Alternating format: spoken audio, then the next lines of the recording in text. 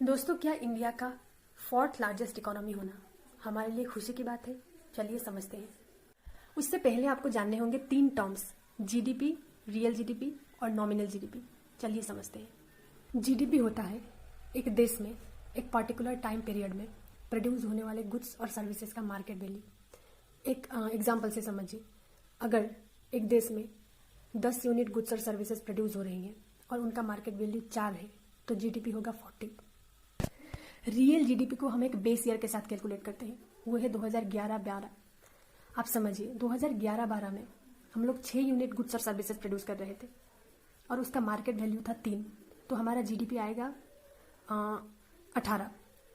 उसी तरह अगर 2024 में आप 4 unit goods and services produce कर रहे हो और उसका मार्केट वैल्यू 5 हो तो आपका जीडीपी आएगा 20, मतलब 18। 2011-12 में 18 था, अभी आप 20, मतलब आपका अगर ऐसे देखते हो तो आपका जीडीपी इंक्रीज दिखेगा आपको, लेकिन ये रियल सिनेरियो नहीं है। मतलब 2011-12 में आपने 6 यूनिट प्रोड्यूस किए थे, 2024 में वो घटकर 4 हो गए। मतलब जो रियल ग्रोथ है वो आपका गुड्स एंड सर्विसेज अगर वो इंक्रीज हो रहा है प्रोडक्शन तो हम उसको रियल ग्रोथ बोलेंगे। लेकिन 2011 में आपका जो गुड्स एंड सर्विसेज का प्रोडक्शन 6 था, लेकिन 24 में घटकर वो 4 हो गया है। लेकिन 2011 में जो उसका मार्केट प्राइस था 3, अभी 24 में बढ़कर वो 5 हो गया है।